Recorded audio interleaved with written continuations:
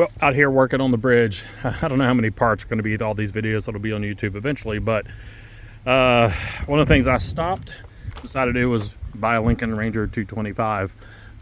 Just got it yesterday, picked it up at Arc 3 Gas, one of their branches here in Swannanoa, North Carolina. Actually, right there is their sticker on there. Quick story about that. Actually, I had been researching for a long time wanting to get this or one like it. I mean, I was looking at the Miller Blue 400s, 25,000, down to these, to several ones, and I said, this is in my budget. It does what I want to do. Let's go. I need it for a generator, for working tools and grinders and all kinds of stuff. I need the power, also just the generator part to run the compressor. So when I'm hooking up the plasma cutter stuff and I need the compressed air, I'm not running the other generator. It didn't handle it real well. So I've been looking on the internet, prices all over, and I thought, you know what, I'm gonna go into my local store here in Swannanoa. I knew them from a few experiences that were really good, and I thought, you know what, I'm gonna be willing to pay just a little bit more to support a local store in our fire district here. But I went in and got a better price. I mean, I don't see why somebody'd go. If you got a store like Arc 3, like we have in Swannanoa, there's really no reason to buy one off the internet where you don't have the face-to-face relationship. Or if we do have a warranty issue on this baby, I can just take it right down there and deal face-to-face with my warranty on things and stuff. So I'm really happy with the transaction. But in service, let me go over some in-service things on this thing. All right, so on the way home, I went ahead and put 10 gallons of fuel in it and 4 ounces of Stay-Bil. Let's just start it off good from the bat. I've got the wire, all the other consumables, stuff like that in there. I've got covers for these. You want those covered, you know, won't be able to lick in those. But another video, I'll go over this, you know, the settings and the range in between those settings and all that. That's really not complicated. I have a Miller multimatic 200. Boy, you can dial in a lot of things on the electronic screen, but honestly for this one I wanted a little less panel and control stuff and a little more down to knobs instead of screens for a change, I think, for simplicity. But so other things that's got to be done, the negative cable is disconnected, obviously, so it didn't start on the way or something, or somebody plays with it, but this has got to be hooked up to the battery in the back. This package will be in the corner back here. Well, it was on this one, and it's got the exhaust diverter for the top up there and some other things. I got the covers for the post in the front that will take out these two right here. Take it out, you'll have that covered when you hook it up. All right, I've got the truck running. I'm going to warm it up a little bit to take a little warm break here. It is a little bit cold out and the wind's blowing, so I'll probably take a break in a little bit. But before I hook up the battery, I'm going to make sure this thing is in the off position. And I've already taken the wire tie off. And then I'm going to be able to feed it to the back. So let me get this hooked up, and then we're going to move on to the oil check. All right, the battery's connected, and it was a little bit of a pain, actually. So it's a 1/2 inch, and I ended up using one of the stubbies to get in from the side, partially because the connection it's on there, the nut is actually on the inside. But I got it. It took a little more than expected. But being careful about that, I don't want it hitting anything that's going to vibrate and turn. This is where we're going to check the oil. Let's go ahead and do that. Okay, I can see it's to the top. I don't have to wipe that off. It's been sitting still here, so that's good. Let's just go make 100% sure that an air filter is in here. I mean, I could assume that, but we know what that means. There's an air filter. All right. Yeah, that's just little things we probably should check on. See if I get that started again. Yeah. Oh, I got it one-handed. That's awesome. Okay, get that closed. Nice little clips there. I've got to put the back cover on here. You can probably see that connection.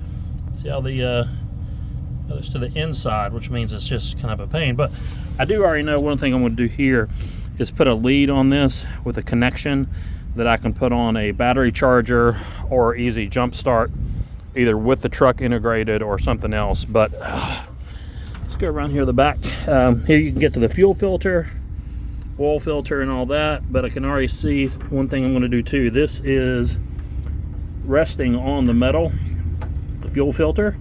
So I'm going to get some kind of pad, something under that, maybe another thing on this hanger to keep that up, because you got to think about the vibration, the motor running, riding on the road. So that I want to take care of. But this looks good here. Close that back. All right, we'll do first start. We'll have to get some fuel into the filter and through the system pumped up. So let's just see what we know. We're gonna have to choke it. It is cold. We'll even see if the battery's good. I don't know yet.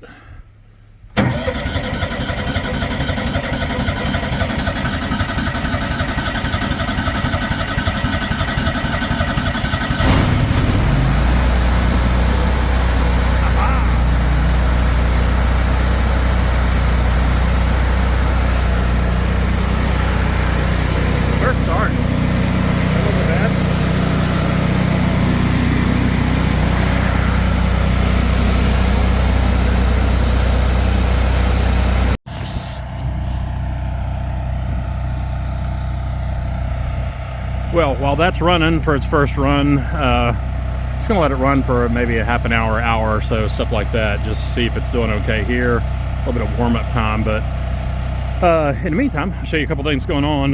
This has all been here for cribbing that we'll use in certain stages. The other stuff has been cut and is over on that side on those pallet forks. But one of these pieces of steel, this is heavy. It's 9 foot long. I took the plasma cutter, just cut some holes in the end so that we can attach shackles to it and be able to drag this stuff with a chain when we're down underneath. These are pallet fork extenders, but they are going to be nothing but kind of like slide tracks for cribbing to go in and out, plus to disperse out the weight, the pounds per square inch in that.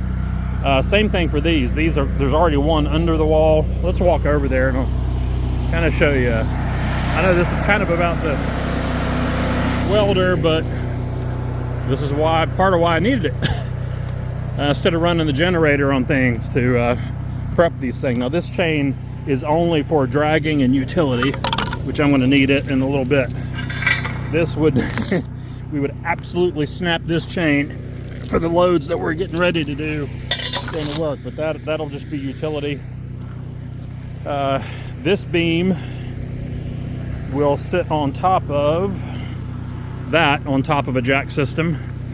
That is from the other videos, cut even, that's like 10 foot into bedrock. So basically we've got a strong platform. It is filled with 1-inch rebar. That is all the way to the bottom in both casings, and then filled with mortar to stiffen up that post. So you've got a really strong post there all the way in the bedrock. Now let's go to the other side for another angle. Actually, since I got the sump pump going, we look straight down there. There is a pipe underneath the wall. Shackles will go on that, and it's on the other side here. So this system will lift that up onto the solid post, but then underneath, because we're on another side of a kind of a crack that we're got forming in there, we've got another jack system that's going to go into here. So a lift system here on this wing wall. We'll have a second steel channel that'll go under here, but we're going to have a 80-ton jack, a 50-ton jack, and on the other side of the footer, 2 more 50-ton jacks. That's going to lift that part of the system along with this system, and then shim it with concrete, fill it with new concrete when we're done. So these are chunks that'll be used for shims and some other ones around, but let me get over here and I'll show you the chains. All right, from this angle too, you can see it's just that 1 footer, but boy, you can see that tilt for the one corner from the damage. That's why we're lifting it. The other three are actually okay with the other three corners. Yeah, so these are 1/2-inch grade 100 chains, not cheap. These were made at, when I say not cheap, that's because that's what they were worth to get the right stuff. You don't want to go to Tractor Supply, Harbor Freight, or somewhere like that and just get some chains they have. They're probably going to be grades 70 or 40, and I would question quality, especially for a lot of things you're doing might be just fine, but there's a lot of safety factor that we're looking. We're going to be around these systems when they're loading. It's a lot of weight, and the calculations come up. This is the chain that we need for this. So we've got a shackles 1.25-inch pin that will go into that lifting system, and at the bottom, this is here for actually this end of the chain is actually for a lock off to take up slack as we do lift, and this will be going down to the bottom system that we'll hook into. But here's something you may not know. If we're, if an OSHA inspector, Department of Labor come up and said, what's this chain? Well, this chain is from American Cable and Rigging Cable over in Mills River, North Carolina.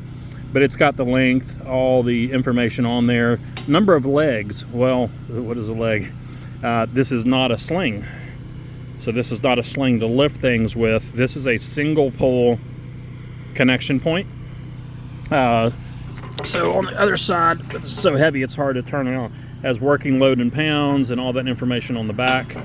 Also, I have a piece of paper from them with the serial number of each one of these chains that I'll keep on file, that if an inspector wanted to look at them, they're there.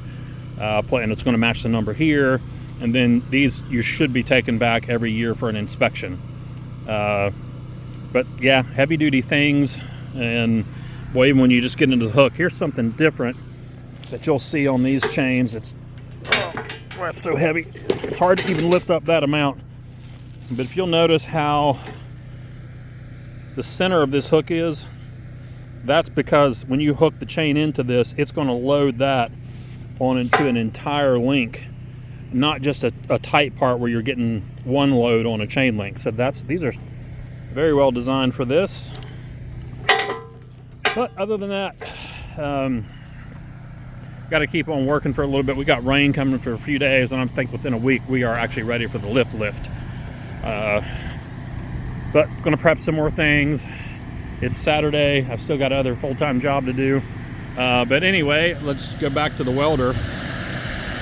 She's running fine over there, and just want to shout out to R3 Gas in Swannanoa again. Good deal, great to work with, and it's critical. It was nice to be able to go to get something right there, get consumables, get gas, whatever I'm going to need is right by close, and we can get this project done. But y'all take care and have a blessed day.